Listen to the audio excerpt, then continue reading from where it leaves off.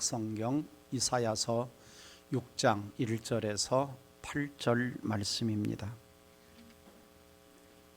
같이 읽겠습니다. 시작. 우시야 왕이 죽던 해에 내가 본즉 주께서 높이 들린 보좌에 앉으셨는데 그의 옷자락은 성전에 가득하였고 서랍들이 모시고 섰는데 각기 6 날개가 있어 그 둘로는 자기의 얼굴을 가리었고 그 둘로는 자기의 발을 가리었고 그 둘로는 날며 서로 불러 이르되 걸어가다 걸어가다 걸어가다 만군의 여호와여 그의 영광이 온 땅에 충만하도다 하더라. 화답하는 자의 소리로 말미암아 문지방에 성전의 연기가 충만한지라. 그때 내가 말하되 화로다 나여 망하게 되었도다. 나는 입술이 부정한 사람이요 나는 입술이 부정한 백성 중에 거주하면서 만군의 여호와이신 왕을 배웠음이로다 하였더라.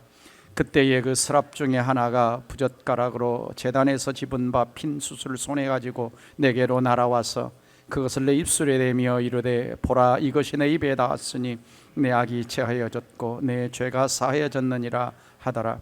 내가 또 주의 목소리를 들으니 주께서 이르시되 내가 누구를 보내며 누가 우리를 위하여 갈고 하시니 그때 내가 이르되 내가 여기 있나이다 나를 보내소서 하였더니 아멘. 자, 오늘도 이제 하나님을 체험하라 4번째 시간, 예배를 통해 하나님을 체험하라라고 하는 것입니다. 여러분, 예배는 살아계신 하나님을 가장 강력하게 체험하는 통로라고 할 수가 있습니다. 그래서 하나님은 늘 우리 가운데 하나님 앞에 신령과 진정으로 예배드리는 사람들을 찾으십니다. 하나님은 우리가 얼마나 하나님을 머리로 지식적으로 아느냐를 물으시는 것이 아니라 하나님은 우리에게 물으시는 질문은 정말 나를 원하느냐, 정말 예배를 통해 나를 만나고 싶으냐를 물으시는 겁니다. 하나님을 단순히 우리는 머리로만 지식적으로만 아는 것으로 부족합니다. 신앙생활은요, 하나님을 만나는 체험적인 겁니다. 체험적인 것. 그래서 중요한 것 중에 하나가 뭐냐면 예배를 드리면서 하나님을 만나는 거예요. 하나님을 체험하는 겁니다. 토저는 이런 이야기를 했어요. 예배인가 쇼인가라고 하는 책 속에서 껍데기 예배는 가라 그럽니다. 껍데기 예배는 가라. 오늘날 예배는 드리지만 감격은 사라지고, 예배는 드리지만 하나님의 임재를 경험하는 예배가 사라지고 있고, 예배를 통해 살아계신 하나님을 만나기보다는 예배를 구경하는 구경꾼이 많아지고 있다라고 이야기를 합니다. 어떤 면에서 오늘날 대한민국의 한국교회는 가장 많은 전 세계적으로 예배를 드리고 있는 교회입니다. 제가 미국에 잠깐 머물렀지만 미국에 있을 때 미국 교회는 예배를 우리처럼 많이 드리지 않습니다. 거의 주일 예배 한 번, 그리고 좀 열심인 교회들이 수요 예배, 아니면 이제 가끔 토요일 날 예배 드리는 교회들이 있어요. 그러나 미국에 있는 한인 교회는 그래도 좀 열심입니다. 그래서 새벽 예배는 보통 없습니다. 왜? 미국이란 문화 자체가 새벽에 움직이기가 참 위험한 나라입니다. 그래서 밤 문화가 별로 없고요, 새벽 문화가 별로 없습니다. 그래서 그래도 이제 가끔 한국 교회는 토요일 날 새벽 예배가 있습니다. 토요일 날 새벽 예배. 그것도 이제 아침 한 6시쯤 넘어서 날이 좀 밝을 때 이렇게 새벽 예배를 드렸던 그 기억이 있습니다. 근데 우리는 주일 예배, 이제 동백사랑에는 없지만 보통 전통적인 교회는 주일 저녁 예배가 있습니다. 수요 예배 있고요, 금요 기도회 있고요, 그 다음에 새벽 예배. 저희 교회는 5일 동안 하지만 전통적인 교회는, 제 친구 목사님 교회는 주일 새벽까지 합니다. 주일 새벽까지. 그래서 제가 지난번에도 말씀드렸잖아요. 제가 전에 교회, 전통적인 교회 21살 때 섬길 때 주일날 설교만 5번을 했어요. 새벽 예배, 아침 9시 주일학교 예배, 오후 11시에 대예배, 오후 2시에 청소년 예배, 저녁 7시에 또 저녁 예배, 그 다음날 새벽 4시 반에 새벽 예배. 그래서 토요일 밤에서 월요일 새벽까지 그 당시 설교를 7번 했어요. 예배를 7번 드렸습니다. 참 우리가 이렇게 예배를 많이 드리면 정말 우리 인생이 많이 변화되고 살아계신 하나님도 깊이 만날 것 같은데 우리의 모습은 여전히 변하지 않는 모습들이 참 많습니다. 이 예배를 예배답게 하는 것은 진정 뭐냐? 화려한 오케스트라, 화려한 예배당, 웅장한 음향시설, 이것이 아닙니다. 가장 중요한 것은 예배차입니다. 예배차의 마음이 얼마나 하나님을 갈망하는 태도로 드리느냐, 그리고 그 마음이 신령과 진정으로 예배 드리느냐라고 하는 것이죠. 창세기 12장 13장을 보면은 두 인물이 나오는데 아브라함과 롯입니다. 아브라함은 믿음의 조상, 복의 근원이 되었고 롯은 소돔과 고모라에서 심판을 받으면서 아내는 소금 기둥이 되었고 그 다음에 탈출하면서 결국은 그 사위들은 소돔과 고모라 성의 잿더미가 되었고 또 롯은 탈출해서 두려움 속에 동굴 속에 딸 둘과 있으면서 딸들과 근친 상간을 통해 낳은 모압과 암몬 족속의 조상이 됩니다. 그리고 두고두고 이스라엘 백성들을 괴롭히는 가시 역할을 하는 게 모압과 암몬 족속이죠. 오늘날 요르단 땅에 있는 사람들이라고 할 수가 있습니다. 자, 두 사람의 인생 결국 어떻게 됐느냐? 아브라함의 생애를 보면 가는 곳마다 제단을 쌓았다, 예배를 드렸다. 그런데 롯의 인생은 성경에 예배를 드렸다, 제단을 쌓았다는 기록이 없습니다. 결국 아브라함의 인생은 하나님 앞에 복의 근원, 믿음의 조상이 되었지만은 이 롯의 인생은 비참하게, 아내는 소금 기둥이 되어 죽고 비참하게 인생을 마감해가는 것을 볼 수가 있습니다. 여러분, 예배라고 하는 건 이처럼 한 사람의 생애를 바꿔 놓을 수 있는 겁니다. 뿐만 아니라 예배라고 하는 것은 한 사람의 한 가문의 흥망성쇠를 가르는 거죠. 이스라엘의 초대왕 사울은 하나님께 버림받았는데 왜 버림받았느냐? 예배를 잘못 드렸기 때문에. 제사장만이 드릴 수 있는 번제와 화목제물을 사울이 드림으로 예배를 무시했고 결국 하나님께 그는 버림을 받았고 예배의 성공자였던 다윗을 왕으로 하나님이 대신 세우셨습니다. 오늘 우리는 이사야 6장을 통해서 이사야 선지자가 어떻게 선지자로 부름받기 전에 예배를 통해서 살아계신 하나님을 체험하고 하나님의 사명자가 되었는지를 살펴보고자 합니다. 여러분, 예배란 무엇일까요? 예배라고 하는 것은 구원받은 하나님의 자녀들이 거룩하신 하나님께 합당한 최고의 존경, 영광, 존귀, 경배를 올려드리는 것입니다. 그래서 예배는 하나님이 하나님 되심을 인정하는 자리고 내가 하나님 자녀인 것을 증명하는 자리라고 할 수가 있습니다. 그래서 예배는 찬양을 통해, 설교를 통해, 기도를 통해, 헌금을 통해, 축도를 통해, 모든 순서를 통해 하나님께만 영광을 올려드리는 것이 예배입니다. 그러니까 예배의 주체는 사람이 아닙니다. 사람이 받는 것이 아니에요. 목사도 성가대도 모두가 다 뭡니까? 하나님을 섬기는 자들인 것이죠. 그러므로 첫째, 예배는 거룩하신 하나님을 만나는 자리요, 하나님을 체험하는 자리입니다. 오늘 성경 1절을 보시면 우시야 왕이 죽던 때에 내가는 이사야입니다. 이사야가 아직 선지자로 부름받기 전에 주께서 높이 들린 보좌에 앉으신 것을 보게 됩니다. 그러니까 어디에서? 성전에서 예배드릴 때. 그의 옷자락은 성전에 가득했다라고 하는 것은 뭐냐면 지금 이사는 성전에서 예배드릴 때 엄청난 하나님의 임재를 보게 됩니다. 이때에 천사들이 또 찬송을 부르기 시작합니다. 거룩하다, 거룩하다, 거룩하다. 만군의 여호와여, 그의 영광이 온 땅에 충만하도다. 그리고 이같이 화답하는 천사들의 찬양 소리로 말미암아 문지방의 터, 성전 문지방의 터가 요동하고 성전 안에, 이사야가 있던 그 성전 안에 연기가 가득한 것, 연기라고 하는 것은 구약 성경에서 하나님의 임재를 상징합니다. 하나님이 찾아오셨다라고 하는 거죠. 하나님이 찾아오셨다. 그러니까 여러분, 지금 이사야는 예배를 드리면서 엄청난 하나님의 임재를 경험하고 하나님의 음성을 듣고 천사들의 찬양 소리를 듣고 임재 가운데 들어가 있는 겁니다. 그리고 거룩하신 하나님을 배울 때에 자기 죄성이 드러났고 그 다음에 나로 망하게 되었도다 라는 고백 속에 죄 용서의 음성을 듣고, 그리고 내가 누구를 보내며 누가 우리를 위하여 갈고 하나님의 음성을 듣고, 그리고 그가 반응해서 주여 내가 여기 있나이다 라고 고백 속에서 선지자로 사명자로 부름받는 장면이 오늘 성경의 이야기입니다.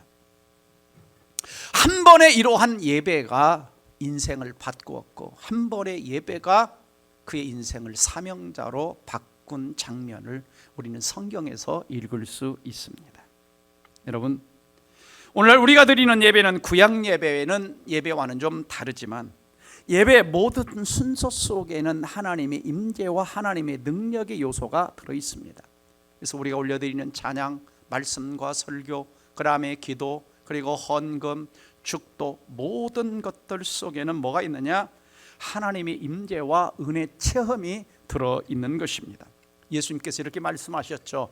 마태복음 18장 20절에서 두세 사람이 내 이름으로 모인 곳에는, 하나님 백성들이 예수님의 이름으로 모인 곳에는 나도 그들 중에 있다. 하나님의 임재, 예수님의 임재가 있다라고 약속하고 계십니다.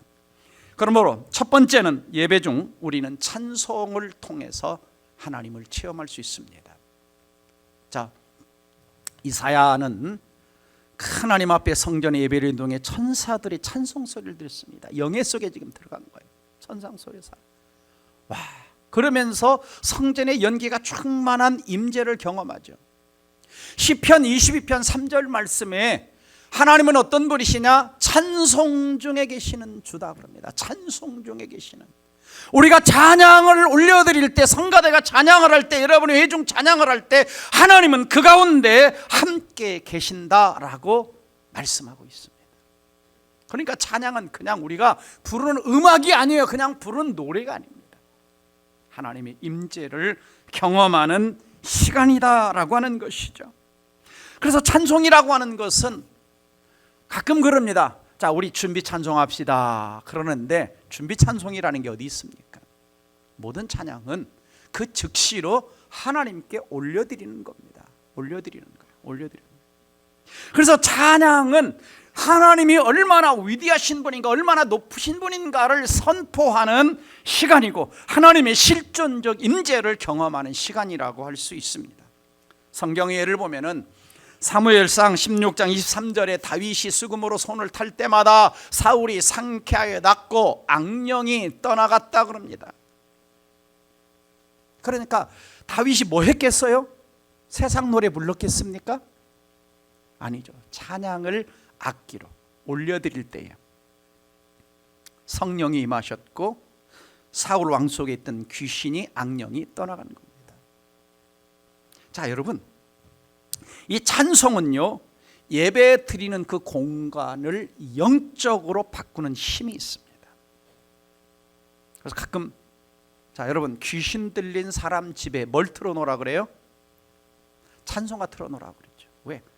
찬송은 그 공간 자체를 영적인 파워와 능력으로 바꾸는 힘이 있고 귀신을 몰아내는 힘이 찬양 속에 들어있는 겁니다. 왜? 찬양 속에 하나님이 임재하시니까, 찬양 속에 성령이 임재하시니까 그 파워가, 그 능력이 나타나는 것이죠. 신약성경 사도행전 16장을 보면 바울과 실라가 복음을 전하다가 옥에 갇혀 매를 맞고 고통 속에 있을 때 그들은 원망하지 않습니다. 하나님을 찬양하고 기도할 때 옥문이 열려집니다. 지진이 납니다. 쇠사슬이 다 풀려지는 기적을 경험해요.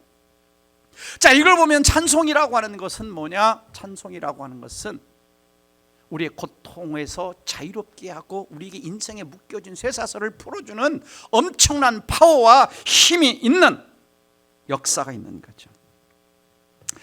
최근 인기 있는 영화 한 편이 있습니다. 네? 저도 우리 성도님께서 이거 좀 목사님 보시면 좋겠는데 해서 가서 봤어요. 사모님하고. 자, 이렇게 나와 있습니다. 앞에 그 줄거리를 보면 여러분 이제 이렇게 인터넷도 쳐보시면 한 탈북자의 증언을 바탕으로 만든 실화를 바탕으로 한 영화다 그랬습니다. 그러니까 탈북 주민이 겪었던 실화를 지금 영화로 만든 거예요.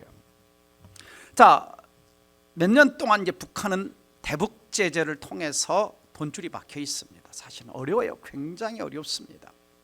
네, 굉장히 어려워요. 그러자 이제 죄송합니다. 이제 이 국제사회 한 NGO 단체에서 북한에 2억 달러를 줄 테니까 조건이 있다. 그 조건은 뭐냐? 2개 예배당을 짓고 그 다음에 그 예배당에서 며칠 동안 부흥회를 하는 거다. 부흥회를. 그래가지고 이제 북한 안전부에서 이제 이걸 다 지령을 내리는 겁니다. 불러가지고 저기 그 부흥회를 해야 되니까 날마다 뭘 보이냐? 남한에서 예배드리는 장면을 보여주고 그걸 연습을 해요. 근데 뭐라고 명령을 내리냐면 남한보다 더 잘해야 된다. 그리고 실제처럼 해야 된다. 그래서 이제 주인공이 이제 박시호랑 정진훈이 나옵니다. 박교순, 김영태인가 상태인가 하여간 두 사람이 나와요. 그리고 이제 찬양팀이 조직이 되는데 바로 이 찬양팀들이 조직됩니다. 이 찬양팀 안에는 이제 예수 믿는 사람들이 좀 있었죠. 그래서 그들이 찬양을 부르죠. 막 하는데 박시우가 찬양을 부르다가 은혜를 받아요. 은혜 은혜 한없는 은혜 내 삶에 당연한 그 찬양이 나옵니다. 광야를 지나며 찬양이 나오고 은혜라는 찬양 영화 속에 나오는데 이 찬양을 부르다가 이 심령이 깨어져요.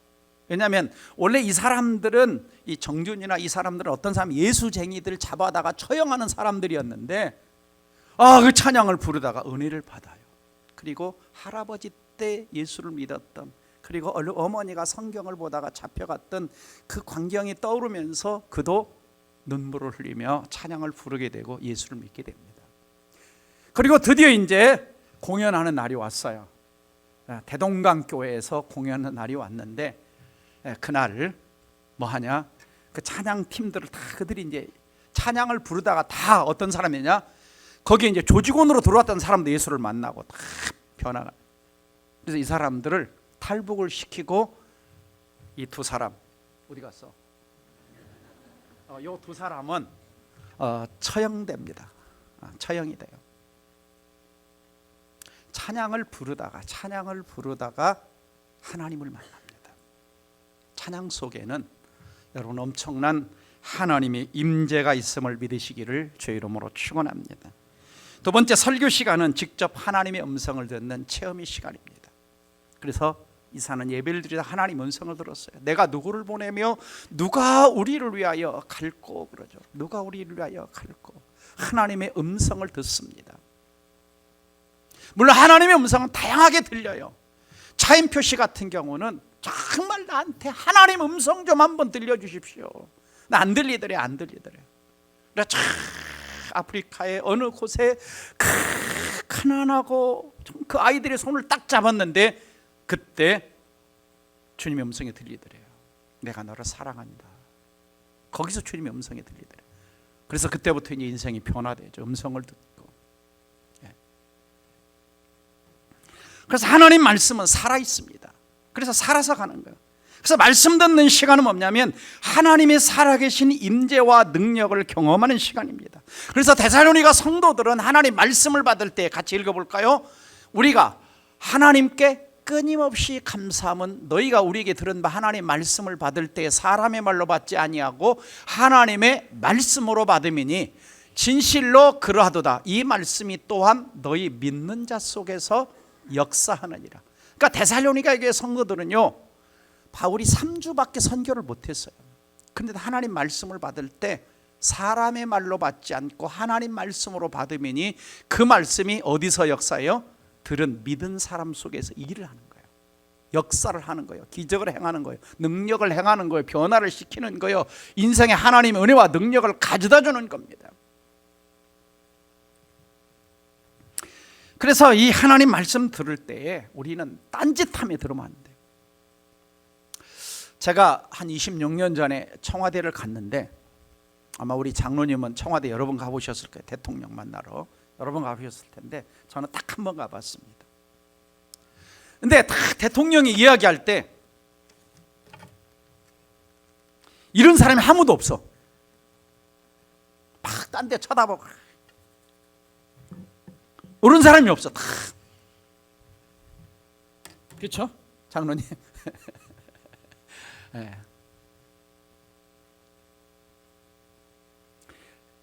대통령을 만나기 한 달 전부터 전화가 와가지고 신원조회를 하고 와서 어떻게 하고 어떻게 악수하고 어떻게 식사 시간에 대어 다 지시 줍니다. 한 달 전부터 대통령 한 번 만나는데 준비하라고. 우리가 정말 하나님을 만나러, 왕중의 왕이신 하나님을 만나러 오는데 그냥 쓰리바지 끄고 그냥 막 다른 거 하다가 아이고 주일날 됐어, 아이고 이렇게 먼지가 많이 쌓였어요, 이렇게 오면 안 돼. 또 혹시 끌려오시는 분들이 계실 텐데 끌려오시지 말고 대통령 만나러 간다 이렇게 생각하고 오시면 됩니다. 네, 그분을 만나는 시간. 그래서 이 예배 시간은요, 사탄의 방해가 많아요. 사탄의 방해가. 그래서 가장 많이 방해하는 시간이에요. 성경을 보면요, 길가에 뿌릴새 새들이 와서 먹었다, 악한 자가 와서 그 마음에 뿌려진, 그러니까 말씀을 듣는 시간을 말하는 겁니다. 악한 자 사탄이죠. 여기 새도 마귀를 말하는 겁니다. 그러니까 설교 시간은 지금 누가 와 있냐? 사탄이 와가지고 여러분이 생각 속에 딴 생각을 집어넣는 거예요. 그래서 마태복음 13장 22절을 보면은 가시떨기에 뿌려졌다는 것은 말씀을 들으나 세상의 염려, 재물의 유혹에 말씀이 막혀 결실하지 못한다. 그러니까 설교 듣는데 아우 이거 이번 주 이거 결제해야 되는데 아우 이놈 자식 말 안 들어서 어떻게 하지? 남편이 괴롭히고 막 이 생각하느라고 있으면 안 된다는 거예요. 말씀이 가로막힌다 그럽니다. 근데 그게 누구의 방해냐? 마귀의 방해다 그럽니다. 또 마음이 막 돌짝밭 길까지 딱딱하면 이것이 새들이 와서 주워와 말씀이 씨에 이 뿌리를 내리지 못한다는 거예요. 그래서 좋은 밭이 되어야 된다. 옥토밭이 되어야 된다. 그래서 목사님 설교를 듣고 열매 맺는 밭이 되려면 마태복음 13장 23절의 말씀처럼 좋은 땅에 뿌렸다는 것은 말씀을 듣고 깨닫는 자니. 좋은 밭은 뭐냐? 말씀 들을 때 아멘으로 받아들이는 깨닫는 밭. 그 밭이 열매 맺는다 그랬어요. 그래서 누가복음 18장 15절 같이 읽습니다. 시작. 좋은 땅에 있다는 것은 착하고 좋은 마음으로 말씀을 듣고 지키어 인내로 결실하는 자니라. 잘 보세요, 이 구절을.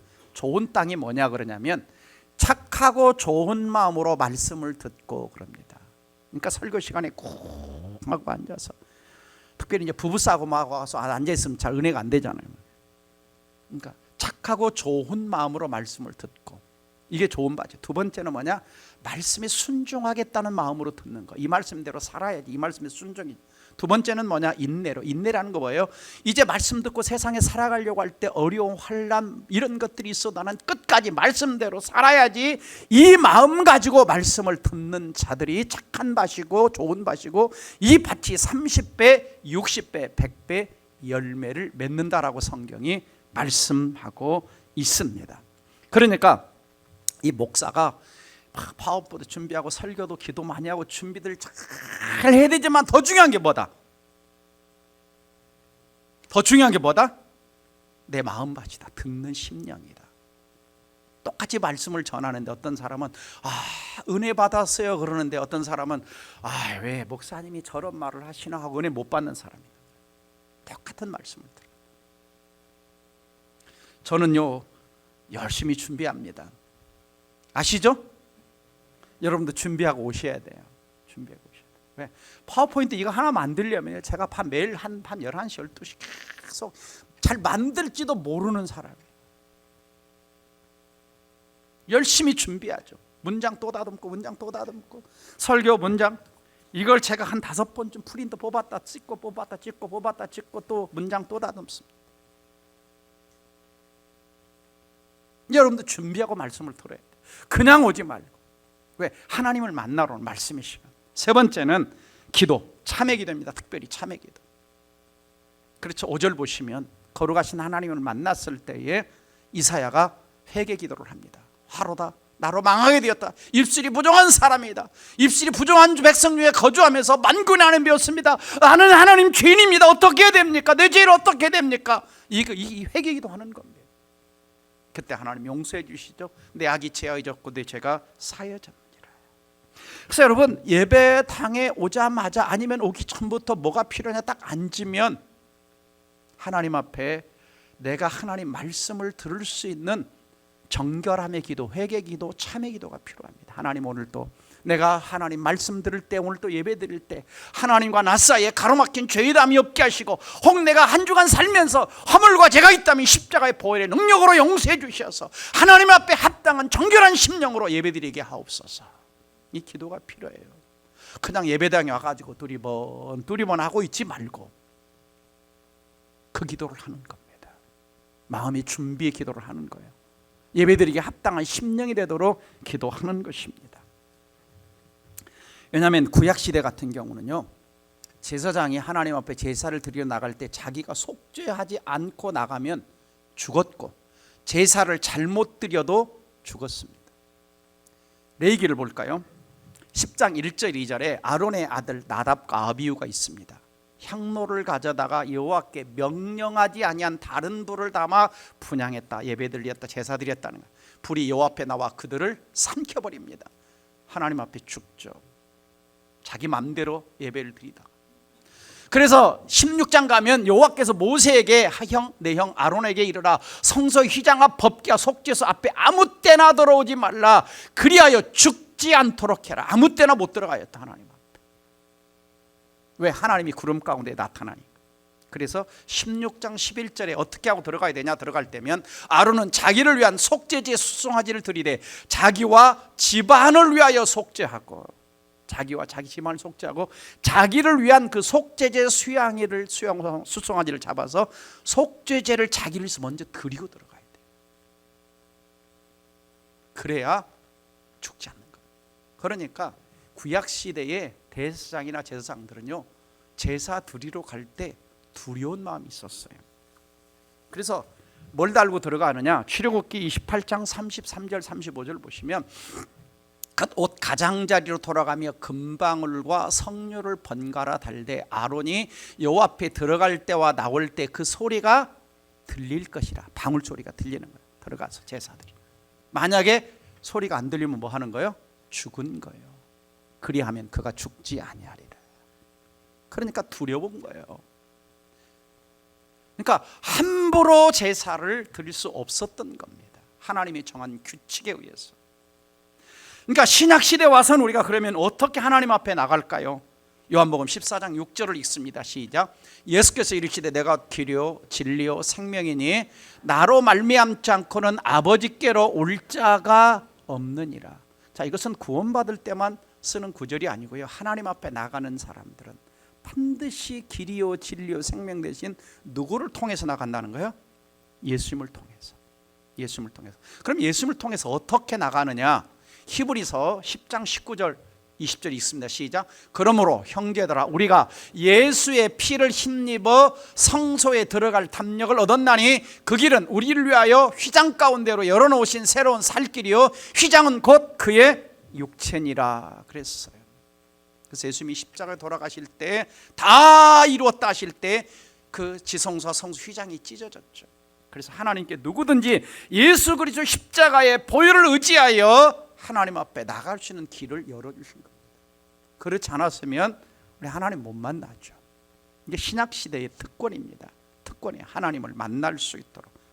그렇기 때문에 매우 중요한 게 하나가 뭐냐면, 우리가 반드시 내 안에 예수 그리스도에 대한 십자가에 대한 은혜와 십자가에 대한 감격과 십자가의 사랑에 대한 체험과 경험이 있는 자만이 진정한 하나님이 받으시는 예배자가 될 수 있는 겁니다. 그래서 우리는 이런 찬송 부릅니다. 제가 잘 못 부르니까 어떻게 불러요 저거?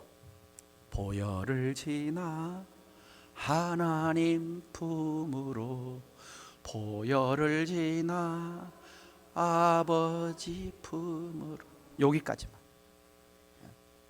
그러니까 보혈을 예수님의 보혈을 통과해야만이 하나님을 만날 수 있는 거예요. 그래서 우리가 모든 기도도 누구 이름으로 하는 거예요? 예수 이름으로 하는 거예요. 예수 이름으로. 금의를 정확하게 하려야 내 예배가, 내가 드린 예배가 하나님 받으시는 예배. 자, 리오리 하우이라는 학자가 언어에는 두 종류가 있다고 했어요. 말의 언어와 관계성의 언어. 말의 언어는 말과 글로 전달되는 겁니다. 이렇게 지금 설교를 통해서 성경 기록된 걸 통해 전달하는 거. 하나님은 사랑이십니다. 예배자입니다. 우리가 이렇게 말로 하는, 이게 이제 말의 언어. 그다음에 이제 관계성의 언어는 비언어적인 거예요. 말로 하는 게 아니라 태도, 눈빛, 표정. 그러니까 여러분의 눈빛을 보면 제가 알고 있어요. 설교를 잘 빨아들이고 받아들이고 있는지 아니면 잘 이해하지 못하고 있는지 제가 대충 알거든요. 왜? 설교를 제가 40년 이상 했거든요. 딱 앉아있는 태도를 보면 알아요. 그게 뭐냐면 말을 하고 있는 거예요. 옛날에는 남북 이산 가족 만남들이 있었잖아요. 몇십 년 만에 만났어요. 딱 얼굴을 보니까 아버지 닮았고 나 닮았고 말이 필요 없어. 그냥 보자마자 뭐 하는 거예요? 껴안고 우는 거예요. 그 우는 것 속에 다 말이 있는 거예요. 그동안 보고 싶었는데 만나고 싶었는데 정말 이렇게 얼굴이 이게 들어있는 거예요. 말을 하지 않아도. 느낌의 언어인 거예요. 무슨 말입니까? 그리스도의 십자가의 사랑과 은혜의 체험이 있는 자는 예배 자리에 나오면 뭔가 말하지 않아도 하나님의 사랑과 은혜가 찬양과 말씀과 기도 속에 그것이 내 영혼 속에서 느껴지는 겁니다. 느낌의 언어가 있는 거예요. 느낌의 언어가, 감동의 언어가 있는 겁니다. 그럴 때에 우리가 하나님이 받으시는 예배를 드릴 수가 있는 겁니다. 네 번째 예배 중에 헌금은 하나님이 내 삶의 주인이심을 고백하는 것입니다. 역대하 29장 14절, 우리가 지난주 금요 기도에도 이 말씀 배웠습니다.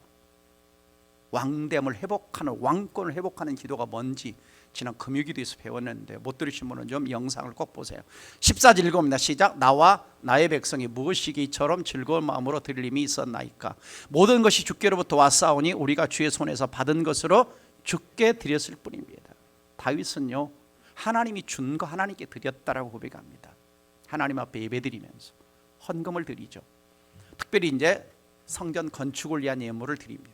말라기 3장 10절이 있습니다. 시작. 만군의 여호와가 이르노라. 너희의 온전한 11조를 창고에 들여 나의 집에 양식이 있게 하고 그것으로 나를 시험하여 내가 하늘문을 열고 너희에게 복을 쌓을 것이 없도록 붙지 아니하나 보라. 여러분, 11조를 통해서 뭐 하냐? 하나님을 시험해 보라고 그럽니다. 그냥 11조가 아니라 온전한 11조를 들여서 하나님을 시험해 보면 하나님이 하늘문을 열고 축복해 주시는지, 쌓을 곳이 없도록 복을 주시는지 시험 삼아서라도 해보라. 하도 안 하니까 그 이야기를 하시는 겁니다. 그러니까 예물 드리는 시간은 하나님이 내 왕이시고 물질의 왕이시고 인생의 왕이신 주권을 고백하는 시간인 동시에 하나님의 복을 받는 체험의 시간이기도 하는 것이죠. 그래서 시편 96편 8절 같이 읽습니다. 시작. 여호와의 이름에 합당한 영광을 그에게 돌릴지어다. 예물을 들고 그의 궁정에 들어갈지어다. 그의 궁정은 하나님 앞에, 하나님의 전에 들어가라 라고 하십니다. 다섯 번째는 축도는 사람에게 복을 비는 기도가 아니라 하나님의 자녀들을 위해 지속적인 은혜와 축복을 말씀으로 선포하는 행위입니다. 그러니까 마지막에 목사가 축도하는 것은 단지 사람에게 복을 비는 기도는 차원을 넘어서는 거예요. 자, 민수기 26장 24절 27절 보면은 하나님께서는 모세를 통해서 아론에게 이렇게 제사장이 백성들을 위해 기도하며 내가 복을 주겠다. 여호와는 내게 복을 주시고 너를 지키시기를 원하며, 보호의 축복이죠. 여호와는 그 얼굴을 내게 비추사 은혜 베푸시기를 원하며 여호와는 그 얼굴을 내게 향하여 평강 주시기를 원하노라. 가장 중요한 보호의 축복, 은혜의 축복, 평강의 축복. 그래서 27절 다 같이 읽습니다. 시작. 그들이 이같이 내 이름으로 이스라엘 자손에게 축복할지니 내가 그들에게 복을 주리라. 이 축도가 얼마나 중요한지, 그렇게 제사장이 백성들을 위해 축복하면 하나님이 복을 주시겠다는 겁니다. 이것이 이제 신약에 와서는 어떤 개념으로 나오느냐? 고린도후서 13장 13절에 우리 주 예수 그리스도의 은혜와 하나님의 사랑과 성령의 교통하심이 너희 무리와 함께 있을지어다. 목사님이 축도는 이 구절에 근거한 겁니다. 그러니까 축도 시간은 단순한 어떤 예배를 마침 기도가 아니고요, 하나님의 모든 축복이 요약돼서 성도들에게 하나님의 복을 선포하는, 삼위일체 하나님의 이름으로 선포하는 시간이라고 할 수가 있습니다. 그래서 축도가 끝나기 전까지는 예배가 끝난 것이 아닙니다. 어떤 사람은 바쁘다고 막 그냥 설교만 끝나면 나가버리는데요, 아주 중요한 것을 놓치는 겁니다. 중요한 것을. 세 번째는 하나님은 예배 가운데 사명을 주십니다. 사명을. 그래서 하나님의 음성을 듣죠. 그리고 그 음성에 반응해서 내가 여기 있나이다, 나를 보내주십시오. 자, 하나님의 음성은요, 아무 때나 아무에게나 들리는 것이 아니라 정결하게 되고 회개의 기도가 되고 마음이 거룩해졌을 때, 하나님의 음성을 들을 준비가 됐을 때 들려집니다. 제 용서와 사죄 이후에 들려줬죠. 또 이사야는 하나님, 나 이거 하고 싶습니다, 저거 하고 싶습니다, 이렇게 말하지 않았어요. 하나님, 무슨 일이든지 시켜주십시오. 그러면 제가 하겠습니다. 이게 성숙한 자의 태도입니다. 가끔 그럽니다. 교회에서 나는 이거 안 시켜주면 안 하겠습니다. 이건 이제 믿음이 어린 사람들이 그렇게 하는 거고요, 믿음이 성숙한 사람은 어떤 일이든지 하나님 맡겨만 주시면 순종하겠습니다. 이것이 이제 진정한 성숙한 자의 태도죠. 그래서 예배 시간은 어떤 시간이냐? 하나님의 음성을 듣는데 그때 뭘 많이 말씀하시냐? 내 사업을 향한 음성을 많이 말씀하시고요, 내 인생을 향한 비전과 꿈을 말씀하시고요, 내 가정을 향한 비전을 말씀하시고요, 내 자녀를 향한 미래를 하나님의 말씀을 많이 하시는 거예요. 저는 언제 하나님의 계획과 음성을 듣냐? 기도할 때. 주로 기도할 때 하나님이 저에게 계속해서 어떤 방향으로 어떻게 설교 제목 다 이거 언제 해주시냐? 기도할 때 하나님께서 말씀을 하시죠. 그래서 여러분들이 좀 예배 속에서 살아계신 좀 하나님을 만나고 인생의 방향도 결정하고 사업도 문제를 가지고 내가 이걸 해야 되겠다가 아니라 하나님 앞에 먼저 물어봐야 돼요. 그리고 그때 하나님이, 목사님의 설교를 듣다가 보면 이걸 해야 될지 안 해야 될지 거의 하나님이 내 마음에 확신을 주세요. 그냥 이게 눈에 좋아 보이니까 하는 게 아닙니다. 사업을. 하나님 백성들은 철저하게 말씀 시간, 예배 시간을 통해서 하나님의 음성을 듣고 인생의 방향을 선택하고 결정하는 것입니다. 그래서 우리가 예배에서 좀 하나님을 만나야 되는데 오늘날 왜 성도들이 하나님을 좀 체험이 없는가? 첫째는 형식적 습관적인 예배입니다. 그래서 이사야 29장 13절을 보시면은 이 백성이 입술로는 나를 공경하되 마음은 내게서 멀도다. 입술은 하나님 하나님 하는데 마음은 전혀 딴 데가 있어요. 콩밭에가 있어요. 찬양은 부르지만 마음은 다른 곳에 가 있고, 말씀은 듣지만 순종하고자 하는 마음이 없기 때문에, 또 하나님의 은혜와 십자가에 대한 감격이 식었기 때문에. 두 번째는 회개 없는 예배입니다. 내가 내 마음에 죄악을 품었다면 주께서 듣지 않으신다. 죄악을 가득 품고, 그래서 아까 말씀드렸죠, 예배 자리에 먼저 오면 회개 기도를 먼저 드리라. 죄를 품고 있다는 것은 하나님의 거룩에 대한 영적인 민감성과 감경을 잃어버린 겁니다.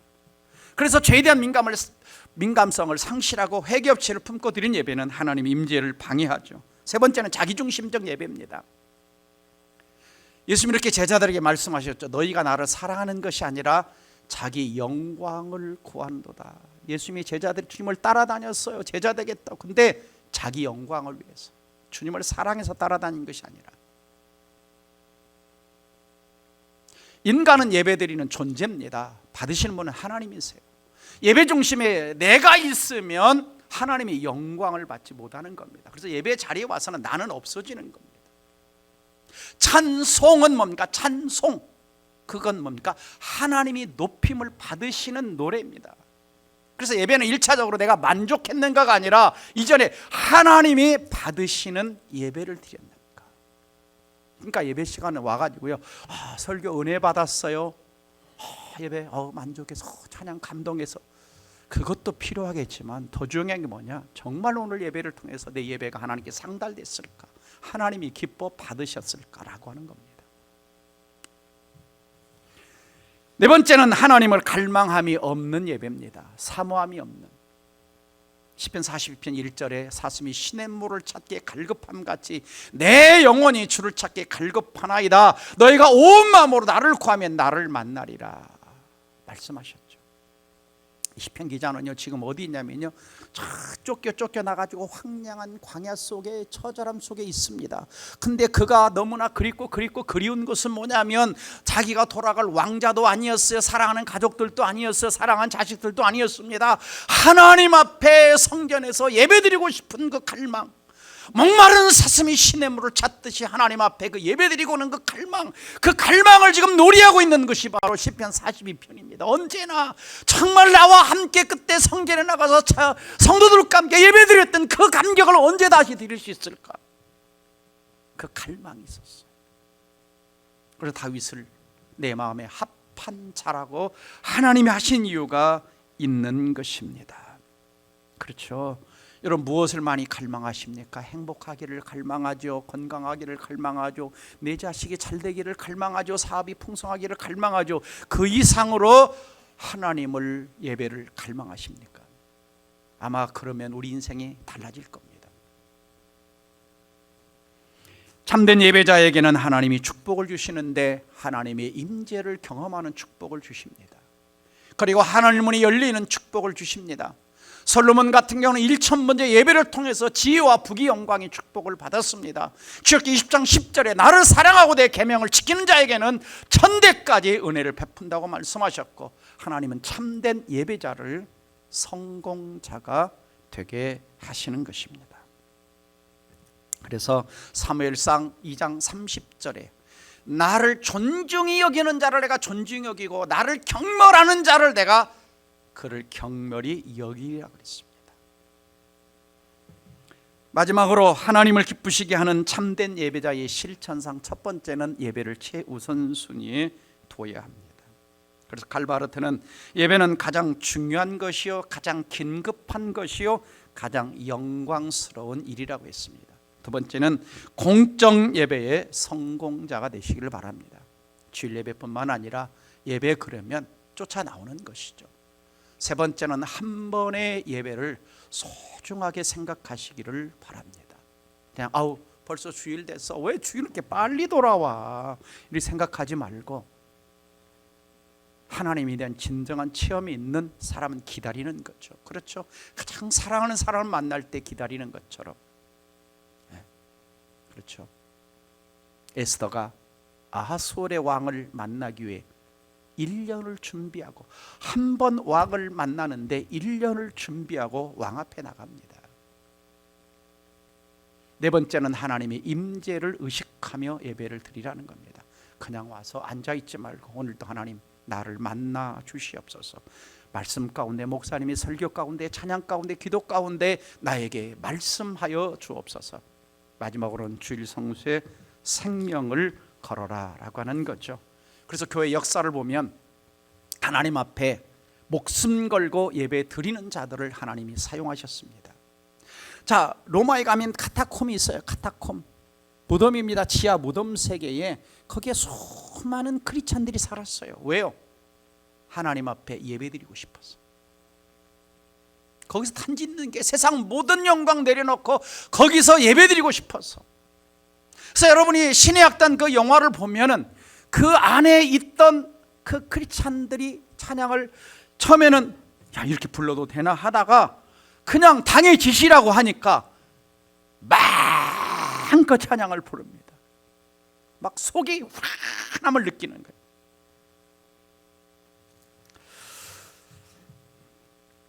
저는 이러한 은혜가 있기를 바랍니다. 솔로몬의 성전에 임했던 하나님이요. 같이 읽어봅니다. 열왕기상 8장 10절 시작. 제사장이 성소에서 나올 때 구름이 여호와의 성전에 가득하매 제사장이 구름으로 말미암아 능히 서서 섬기지 못하였으니 이는 여호와의 영광이 여호와의 성전에 가득함이었더라. 좀 제가 설교하다가 하나님 임재 가운데 여기서 팍 쓰러지는 날이 오기를 바랍니다. 제가 과거에 몇몇 집회할 때는 그런 걸 여러 번 경험을 했던 적이 있어요. 광주 베델교회 살 때 제가 집회하고 기도하고 나니까 바닥에 앉아있던 160명이 바닥에 다 쓰러져 있는 거예요. 160명이 다 쓰러져 있어요. 한참 임재가 나타날 때는 이렇게 기도하려고 사람들 손이 올라가면 그냥 다 쓰러졌습니다. 그러면서 방언을 하고 치유가 일어나고 병들이 낫고, 그 하나님의 임재를 갈망합니다. 이 솔로몬 때처럼 좀 하나님 임재 강력히 나타나서 예배 드린 중에 악령이 떠나가고 심령이 치유되고 병이 낫고 하나님의 영광이 임하는 이러한 동백사랑의 공동체 예배가 되기를 주의 이름으로 축복합니다. 마지막 이 구절 한 구절 히브리서 10장 24절 25절 읽고 마치겠습니다. 시작. 서로 돌아보아 사랑과 선행을 격려하며 모이기를 피하는 어떤 사람들이 습관과 같이 하지 말고 오직 권하여 그날이 가까운 볼수록 더욱 그리하자. 아멘. 기도합시다. 사랑하는 성도 여러분, 예배는 하나님을 사랑하는 증거인 동시에 우리가 하나님을 체험하는 통로고 하나님의 축복을 받는 지름길입니다. 성공자가 되는 지름길은 예배의 성공자가 되는 겁니다. 세상에 막 몸부림치는 것보다 하나님 앞에 잘 보일 때 하나님은 크게 하심, 강하게 하심, 부와 귀가 주께로 말미암는다고 약속하고 있습니다. 이 시간 이 말씀 붙들고 하나님, 내 인생에서 예배 성공자가 되게 하옵소서. 더군다나 내 자녀 세대에도 하나님 예배 성공자가들이 되어서 하나님 앞에 인정받고 칭찬받고 축복받는 인생 되게 해달라고 다 함께 통성으로 기도합니다.